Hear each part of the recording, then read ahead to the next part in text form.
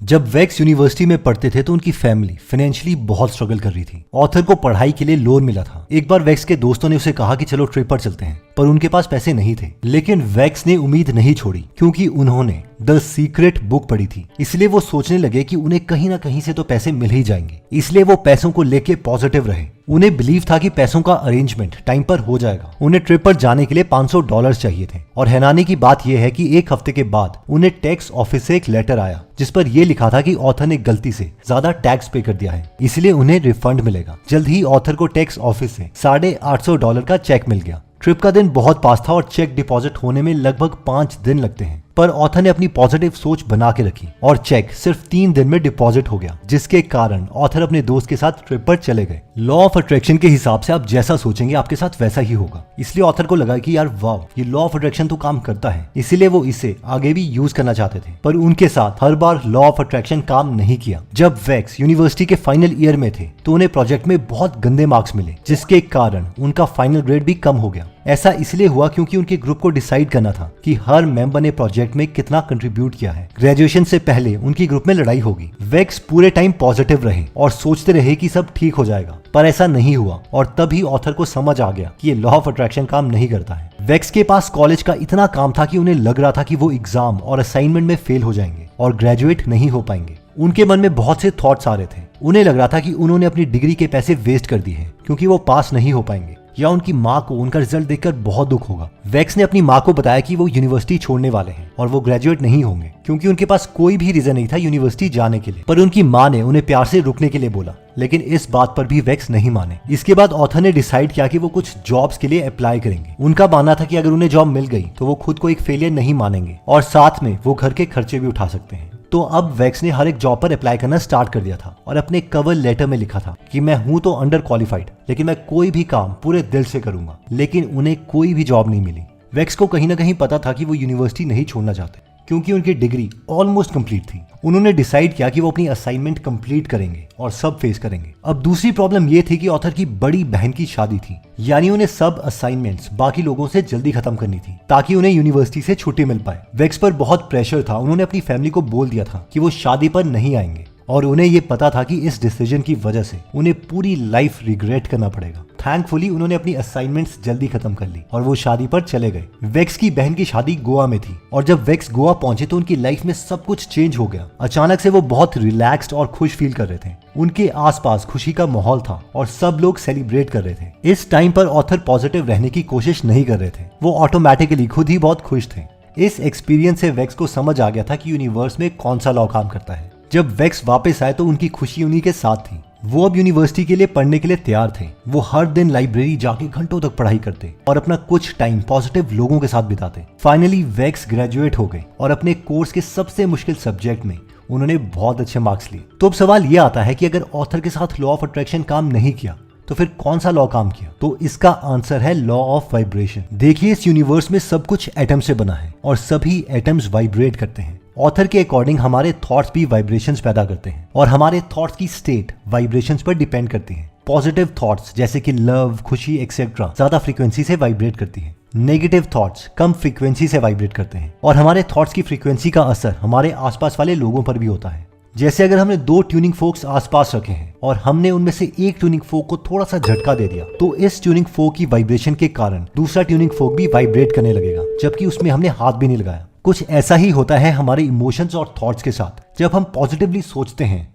तो हम higher frequency की वाइब्रेशंस प्रोड्यूस करते हैं, जिसके कारण हमारे आसपास सब पॉजिटिव होता है। अब हम में से कई लोग सोच रहे होंगे कि अपनी वाइब्रेशंस को हायर फ्रीक्वेंसी पर कैसे रखें। वेल, इसके लिए 4 मेथड्स हैं। पहला मेथड है कि go in the vicinity of positive people. जब भी हमें लगता है कि हम दुखी हैं तो हमें अपना टाइम पॉजिटिव लोगों के साथ बिताना है। पॉजिटिव लोगों से हायर फ्रीक्वेंसी की वाइब्रेशंस आती हैं, जिससे हमारी वाइब्रेशन फ्रीक्वेंसी भी बढ़ जाती है। इसे समझने के लिए हम ग्रीन एल्गी का एग्जांपल ले सकते हैं। ग्रीन एल्गी एक ऐसा प्लांट है जो दूसरे प्लांट से एनर्जी लेता है। एग्जैक्टली ऐसा ही हमें भी करना है। हमें उन लोगों के साथ रहना है जो हमें पॉजिटिव और हैप्पी वाइब्रेशंस दें। मेथड 2 है चेंज योर बॉडी लैंग्वेज। हमें अपनी बॉडी लैंग्वेज को पॉजिटिव रखना है, जैसे एक कॉन्फिडेंट इंसान की होती है। एक 2003 की स्टडी के हिसाब से अगर हम दुखी हैं उसके बावजूद अगर हम स्माइल करते हैं तो ये हमारे ब्रेन को ट्रिक कर सकती है, जिसके कारण हमारा brain feel good hormones release करेगा, जिससे हम पॉजिटिव फील करने लगते हैं। Method 3, take breaks. हम सब काम और जॉब के चक्कर में इतने बिजी हो गए हैं कि अपनी बॉडी और माइंड को आराम देना भूल गए हैं। हमें रिलैक्स होने के लिए कोई महंगे स्पा जाने की जरूरत नहीं है। हमें सिंपल चीजों से अपने माइंड को रिलैक्स करना है, जैसे कि वॉक पर जाना, गार्डन में पेड़ के नीचे बैठना या फिर रात में आसमान पर तारे देखना। Method 4, consume positive content. Author ने एक टाइम पर अपनी जॉब छोड़ के इंस्पिरेशनल टी शर्ट्स का बिजनेस स्टार्ट किया, पर वो एकदम फ्लॉप हो गया। इसके कारण उनका कॉन्फिडेंस बहुत कम होने लगा और वो अपनी एबिलिटीज पर शक करने लगे। ऑथर ने खुद को इंस्पायर करने के लिए ऑडियो बुक सुनी, बड़े एंटरप्रेन्योर्स की लाइफ स्टोरीज पढ़ी, बाकी लोगों के लाइफ स्ट्रगल्स के बारे में जाना और देखा कि कैसे उन लोगों ने चैलेंजेस का मुकाबला किया। इस सब से उन्हें बहुत इंस्पिरेशन मिली। तो अगर हम भी खुद को पॉजिटिव वाइब्रेशन में रखना चाहते हैं तो हमें भी इंस्पिरेशनल कंटेंट सुनना पड़ेगा, और इसके लिए हमने गीगल ऐप बनाई है, जहां पर हिंदी में फ्री में 180 से ज्यादा पॉजिटिव मोटिवेशनल कंटेंट अवेलेबल है, जिन्हें हम पढ़ भी सकते हैं और सुन भी सकते हैं। अगर हम पेड सब्सक्रिप्शन में इंटरेस्टेड नहीं हैं, तो भी हम फ्री में कंटेंट कंज्यूम कर सकते हैं। हर हफ्ते हम इस एप्लीकेशन में एक फ्री बुक समरी ऐड करते हैं। तो अगर आप इस एप्लीकेशन में इंटरेस्टेड हैं तो इसका लिंक हमने डिस्क्रिप्शन और फर्स्ट कमेंट में दे रखा है। नेक्स्ट पॉइंट कहता है कि keep yourself the first priority. एक बार ऑथर को एक लड़की ने मेल किया। उस मेल में लिखा था कि वो डिप्रेशन और लो सेल्फ एस्टीम से लड़ रही है। जब वेक्स ने उस लड़की के साथ बात करी तो उसे पता चला कि उसके फ्रेंड्स उसे बदसूरत और स्टूपिड बोलते हैं, जिसके कारण उस लड़की ने उनकी बातों पर यकीन करना शुरू कर दिया था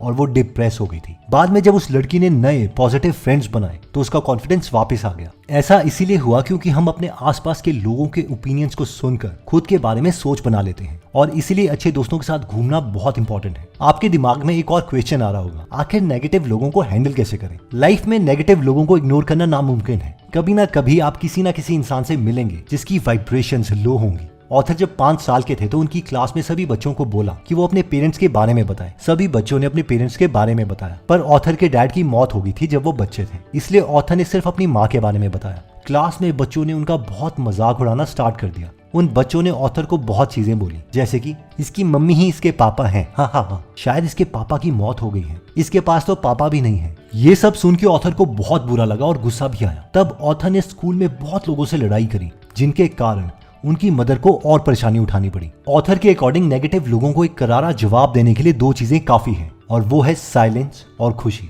एक बार महात्मा गांधी ने बोला था, Nobody can hurt me without my permission, यानी मेरी इजाजत के बगैर मुझे कोई दुख नहीं पहुंचा सकता। हमारी लाइफ की सबसे बड़ी रिलेशनशिप हमारे खुद के साथ होगी। हम इस दुनिया में अकेले आए हैं और अकेले ही जाएंगे। अगर हमारी लाइफ में कोई ऐसा इंसान है जिसके कारण हमारी एनर्जी ड्रेन होती है, और अगर हमें लगता है कि इस इंसान के साथ रिश्ता खत्म करने पर हम खुद को सेल्फिश मानेंगे, तो ऑथर के अकॉर्डिंग ऐसा नहीं है। इन शॉर्ट, मन की शांति के लिए अगर किसी इंसान से रिश्ता तोड़ना पड़े तो वो सेल्फिश नहीं कहलाएगा। जस्ट इमेजिन, आप अपनी यूनिवर्सिटी के फाइनल ईयर के प्रोजेक्ट लीडर हैं। आपको अपनी टीम के लिए एक मेंबर सिलेक्ट करना है, इसलिए आप एक इंसान को सिलेक्ट करते हैं जो आपको पसंद है, और इसीलिए आप इनकी गलतियों को अनदेखा भी करते रहते हैं। वो गलतियां करते रहते हैं और आप अब उन्हें फाइनली वार्न करते हैं कि अगर उसने अब अपना काम नहीं किया तो आपको कोर्स के टीचर से कंप्लेन करनी पड़ेगी, पर वो आपकी बात को फिर से इग्नोर करते हैं। अब आप सोचते हैं कि क्या आपको अपने टीचर से कंप्लेन करनी चाहिए या नहीं। आपको पता है कि अगर आपने कंप्लेन कर दी तो उसके मार्क्स कम हो जाएंगे, जिसकी वजह से उसके फ्यूचर में असर पड़ सकता है। लेकिन दूसरी तरफ आपको ये भी पता है कि वो इंसान आपकी वार्निंग्स को इग्नोर करी जा रहा है, और साथ में आपके टीम मेंबर्स को ये भी लगेगा कि आप एक अच्छे लीडर नहीं हैं, क्योंकि आप इस इंसान की कंप्लेन नहीं कर रहे हैं। अगर आप एक ऑनेस्ट इंसान है तो आपको टीचर को इनकी कंप्लेन करने से गिल्टी नहीं होनी चाहिए, क्योंकि आपने अपने फ्रेंड को वार्निंग दी थी और वार्निंग के बावजूद उन्होंने आपको इग्नोर किया। ऑथर के अकॉर्डिंग टीचर को रिपोर्ट करके आप एक बैलेंस्ड अप्रोच ले रहे हैं। ये बात दिमाग में रखना जरूरी है कि आप किसी को अपनी टीम से जाने के लिए बोल सकते हैं, क्योंकि अगर उसे ही अपने फ्यूचर की चिंता नहीं है तो ये करना गलत नहीं है। जैसे इस केस में आपने टीचर को रिपोर्ट किया। सेल्फ लव का मतलब है अपने आप को एक्सेप्ट करना जैसे आप हैं, और साथ ही साथ ये जानना कि आप बेटर डिजर्व करते हैं। जैसे कि इस केस में आपको एज ए टीम लीडर पता है कि आपको एक नया टीममेट चाहिए जो कि बेटर हो। सेल्फ लव में 2 एलिमेंट्स होते हैं। 1, अनकंडीशनल लव। हम कई बार ये भूल जाते हैं कि हमें खुद से बहुत प्यार होना चाहिए। इसका मतलब ये नहीं है कि आप वेट लूज करके या वेट गेन करके खुद से प्यार करें। इसका मतलब है कि आप खुद से बेहद प्यार करें, चाहे आप कैसे भी दिखते हो। दूसरा एलिमेंट है ग्रोथ, यानी खुद को इंप्रूव करते रहें। सेल्फ लव समझने के लिए एक और एग्जांपल लेते हैं। ऐसा इमेजिन कीजिए कि आपके पार्टनर में कुछ बुरी आदतें हैं, पर इन आदतों के बावजूद आप अपने पार्टनर से प्यार करते हैं, और साथ में वो जैसे भी हैं आप उन्हें एक्सेप्ट करते हैं और उनकी गलतियों से सीखते भी हैं। अगर उन्हें कोई बुरी आदत है जिससे उनकी हेल्थ पर असर पड़ता हो, आप उन्हें चेंज करने में मदद करोगे और इमोशनल टाइम में आप उन्हें सपोर्ट भी करोगे। ये दिखाता है कि आप उनसे कितना प्यार करते हो। सेल्फ लव बिल्कुल ऐसा ही है, बस आपको ये सब अपने पार्टनर की जगह खुद के साथ करना है। तो इस वीडियो में हमने 3 लेसन्स देखे। Lesson number 1, law of attraction से ज्यादा इंपॉर्टेंट है लॉ ऑफ वाइब्रेशन। और लॉ ऑफ वाइब्रेशन हम 3 तरीके से कंट्रोल कर सकते हैं। 1, हाई एनर्जी स्टेट वाले लोगों के साथ रहकर या पॉजिटिव कंटेंट कंज्यूम करके, जैसे कि हमने गीगल ऐप की बात भी करी थी, जिसका लिंक हमने डिस्क्रिप्शन और फर्स्ट कमेंट में दिया हुआ है। सेकंड, अपनी बॉडी लैंग्वेज चेंज करके। और थर्ड, ब्रेक्स लेकर। इसके बाद आता है लेसन 2, खुद को फर्स्ट प्रायोरिटी दो। और फाइनली लेसन 3, सेल्फ लव, यानी खुद को एक्सेप्ट करो जैसे आप हो। एनीवेज दोस्तों, अगर आप ऐसी नॉलेजेबल वीडियोस मिस नहीं करना चाहते तो सब्सक्राइब करने के बाद बेल का बटन दबाना मत भूलिएगा। आप कमेंट करके ये भी बता सकते हैं कि आप नेक्स्ट वीडियो किस टॉपिक पर चाहते हैं। जल्द ही हम आपसे दोबारा मिलेंगे। जय हिंद।